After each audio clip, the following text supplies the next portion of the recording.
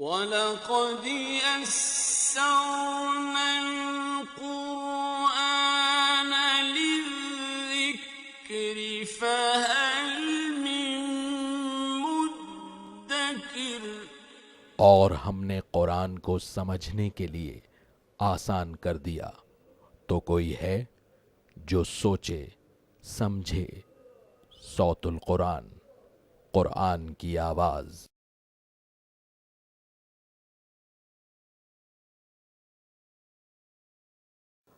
نحمده ونصلي على رسوله الكريم اما بعد فاعوذ بالله من الشيطان الرجيم بسم الله الرحمن الرحيم وإذ أخذنا ميثاق بني إسرائيل لا تعبدون إلا الله وبالوالدين إحسانا وذي القربى واليتامى والمساكين وقولوا للناس حسنا وأقيموا الصلاة وآتوا الزكاة ثم توليتم إلا قليلا منكم وأنتم معرضون صدق الله العظيم۔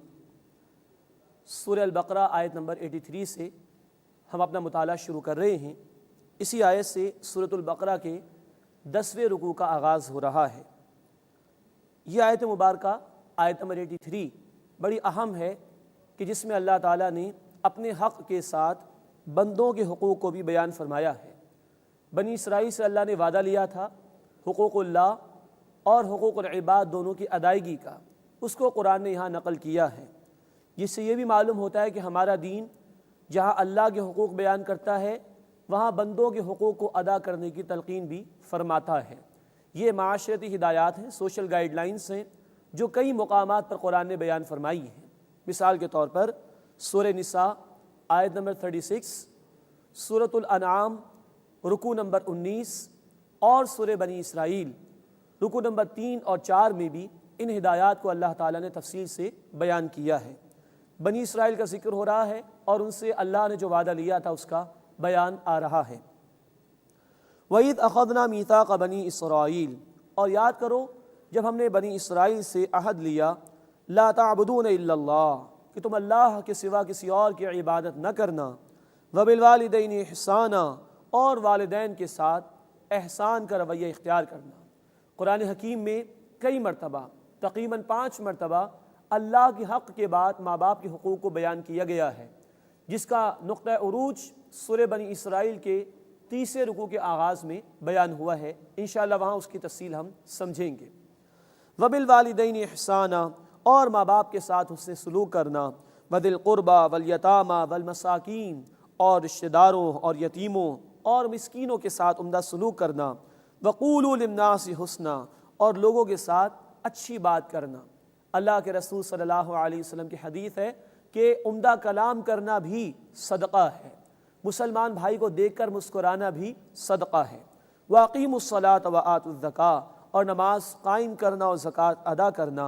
ثُمَّ تَوَلَّيْتُمْ إِلَّا قَلِيلًا مِّنكُمْ، پھر تم پھر گئے سوائے تم میں سے چند ایک کے، مراد تم نے نافرمانی کی روش اختیار کی۔ وَأَنْتُمْ مُعْرِضُونَ، اور تم ہو ہی اعراض کرنے والے۔ بار بار ان کی نافرمانیاں قرآن حکیم بیان کر رہا ہے۔ اس کے بعد قرآن حکیم نے ان کی اس روش کا بیان کیا ہے کہ وہ بعض احکامات شریعت کو مانتے تھے، اس پر عمل کرتے تھے، اور بعض کا انکار کرتے تھے، اور اس روش پر کہ دین کی کچھ باتوں پر عمل کیا جائے کچھ پر نہ کیا جائے، شدید الفاظ اس مقام پر اللہ تعالیٰ نے بیان فرمائے ہیں۔ وَإِذْ أَخَذْنَا مِيثَاقَكُمْ، اور یاد کرو جب ہم نے تم سے عہد لیا تھا لا تسفکون دماءکم، کہ اپنوں کے خون کو نہیں بہاؤ گے، ولا تخرجون انفسکم من دیارکم، اور نہ اپنے لوگوں کو اپنی بستیوں سے نکالو گے، ثم اقررتم، پھر تم نے اقرار کیا، وانتم تشہدون، جبکہ تم گواہ بھی تھے۔ یعنی حکم یہ دیا گیا تھا کہ آپس میں خوریزی نہ کرنا، اپنے بھائیوں کو اپنے علاقوں سے نہ نکالنا، لیکن انہوں نے اس کی پیروی نہیں کی۔ فلسطین میں ایک حکومت قائم ہو گئی تھی، اس کے بعد جبکہ اللہ نے ان کو غلبہ عطا کر دیا، یہ گروہ میں تقسیم ہوئے، مختلف حکومتیں قائم کر لیں، ایک دوسرے کے خلاف حملے بھی کیا کرتے تھے، قتل بھی کر دیا کرتے تھے، اور اللہ کی نافرمانی کی روش انہوں نے اختیار کرنا شروع کر دی۔ ثم انتم هؤلاء تقتلون انفسکم، پھر یہ تم ہی تو ہو جو اپنے لوگوں کو قتل کرتے ہو، اپنے ہی بھائیوں کو قتل کرتے ہو۔ وَتُخْرِجُونَ فَرِيقًا مِّنكُم مِّن دِيَارِهِمْ، اور اپنے ایک فریق کو ان کے گھروں سے نکال دیتے ہو۔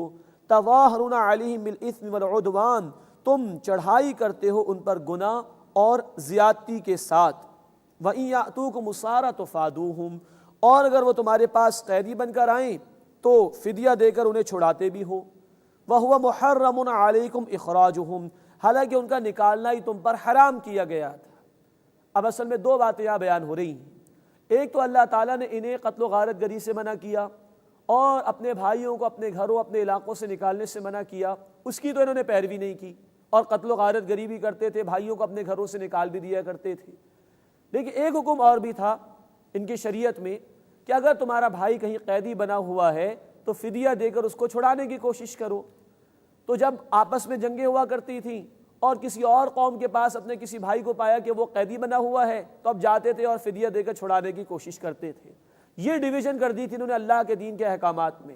پہلا حکم تھا کہ نکالنا حرام ہے، بھائیوں کو قتل کرنا منع ہے، اس کی خلاف ورزی ہو رہی، اور دوسرے حکم پر عمل درآمد کرنے کی کوشش کرتے تھے کہ کہیں اپنے بھائی کو دیکھا کہ وہ قیدی بنا ہوا ہے تو فدیہ دے کر چھڑانے کی کوشش کیا کرتے تھے۔ یہ ہے پارشلی دین کو فالو کرنا، جزوی طور پر دین کی بات پر عمل کرنا۔ جو یہ روش اختیار کرتے ہیں ان کے متعلق اب اللہ تعالیٰ ایک بات ارشاد فرما رہے ہیں جو کہ ایک یونیورسل ٹروتھ ہے، اس مقام پر آ رہا ہے کہ جو دین کے حصے بکھرے کر دیں، دین کے بعض باتوں پر عمل کریں بعض پر نہ کریں، ان کی سزا کیا ہے، اب اس کا بیان آ رہا ہے۔ افتؤمنون ببعض الکتاب وتکفرون ببعض، کیا تم کتاب کے بعض حصے پر ایمان لاتے ہو، مراد اس پر عمل کرتے ہو، اور بعض حصے کا انکار کر دیتے ہو، سرے سے عمل ہی اس پر نہیں کرتے؟ یہ روش تھی بنی اسرائیل کے ان لوگوں کی کہ کچھ باتوں پر عمل کرنا کچھ پر نہ کرنا۔ یہ جزوی اطاعت اللہ کی، یہ جزوی دین پر عمل ہے۔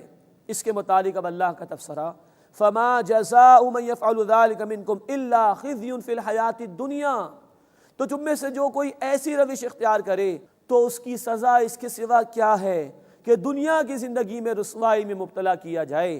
وَيَوْمَ الْقِيَامَةِ يُرَدُّونَ إِلَىٰ أَشَدِّ الْعَذَابِ، اور قیامت کے دن سخت عذاب کی طرف ایسے لوگوں کو لوٹایا جائے۔